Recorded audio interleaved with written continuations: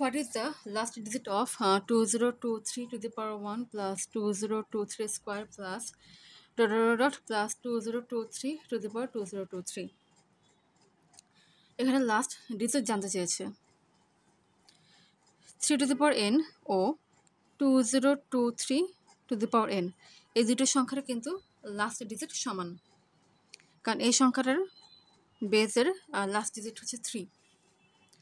এখন দেখি 3 to the power 1 equals to হচ্ছে 3, 3 square equals to 9, 3 cube equals to 27, 3 to the power 4 equals to 81, এরপর 3 to the power 5 equals to 243। এখানে দেখো এখানে এসে ইউনিট ডিজিটে রিপিট হয়েছে। সো 3 এর ক্ষেত্রে ইউনিট ডিজিটগুলো 3, 9, 7, 1 এইভাবে করে রিপিট হতে থাকবে। আর কোনো সংখ্যার লাস্ট ডিজিট জানতে চাওয়ার মানে হচ্ছে সেই সংখ্যাকে যদি 10 দিয়ে ভাগ দেওয়া হয় তাহলে ভাগশেষ কত আসবে সেটা জানতে চাওয়া। এখন দেখো 3 to the power 4 equals to 81, একটা সংখ্যা যদি 3 to the power 4m এই ফরম্যাটে থাকে তাহলে সেই সংখ্যা কি হচ্ছে 3 to the power 4 power m এভাবে করে লেখা যায়।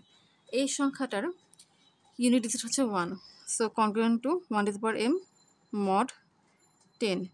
একের উপর 5 যা হোক না কেন সেটা ফলে সবসময় একই আসে, সো হবে কনগ্রুয়েন্ট টু 1 mod 10। অর্থাৎ এটা একটা সংখ্যা, মানে যদি কোনো সংখ্যা এই আকারের হয় তাহলে সেই সংখ্যার ইউনিট ডিজিট সবসময় 1 হবে, কিংবা এই সংখ্যাকে যদি 10 দিয়ে ভাগ দেওয়া হয় তাহলে ভাগশেষ সবসময় 1 হবে। সো এখন আমরা মূল অঙ্কে ফিরে আসি। এই সিরিজটা একটু বিস্তারিত লিখছি।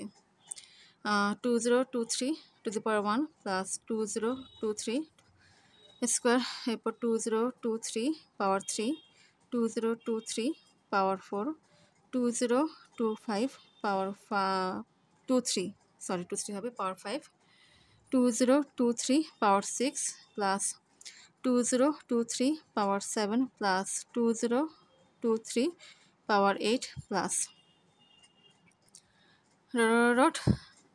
প্লাস 2023 পাওয়ার 2021 প্লাস 2023 পাওয়ার 2022 প্লাস 2023 পাওয়ার 2023।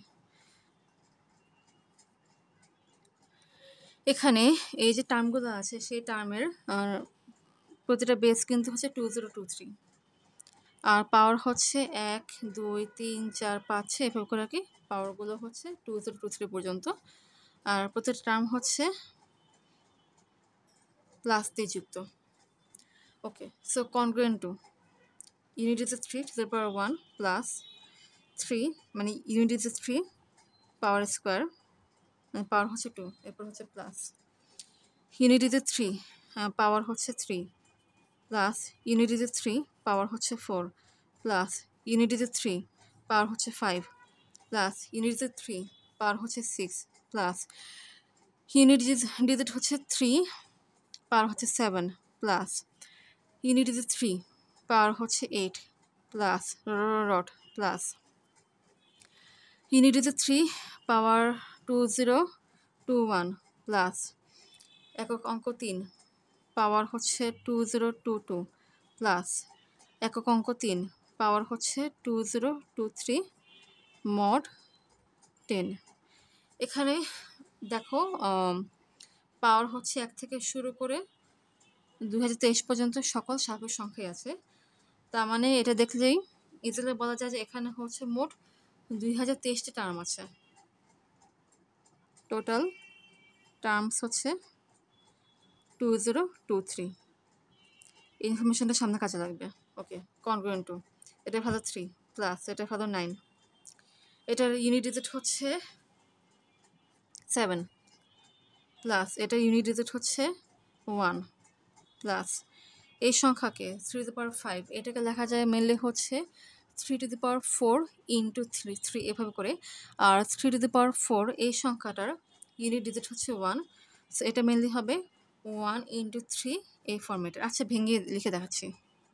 into 3 প্লাস এটাকে লেখা যায় 3 to the power 4 into 3 square plus এটাকে লেখা যায় 3 to the power 4 into 3 cube plus এটাকে লেখা যায় 3 to the power 4 ইন্টু 3^4 এভাবে করে প্লাস ডট প্লাস।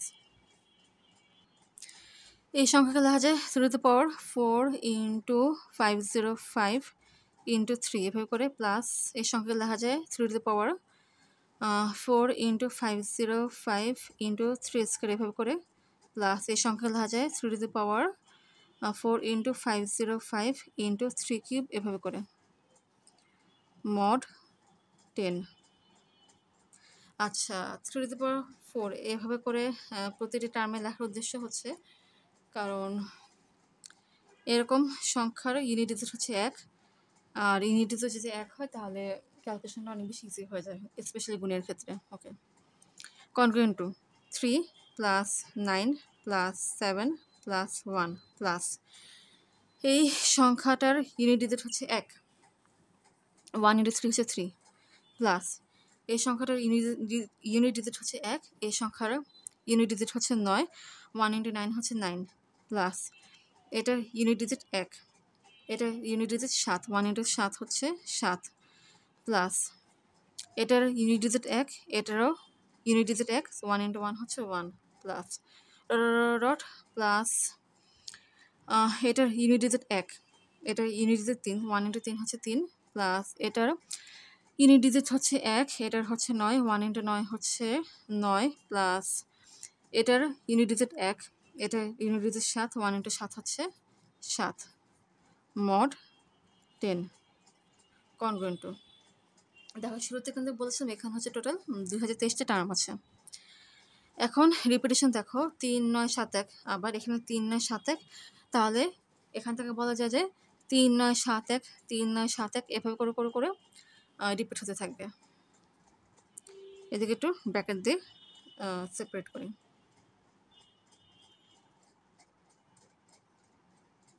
দেখো একটা ব্র্যাকেটে হচ্ছে 4টা সংখ্যা। এখন 2023 এই সংখ্যাকে লেখা যায় হচ্ছে 4 ইন্টু 505 প্লাস 3 এভাবে করে।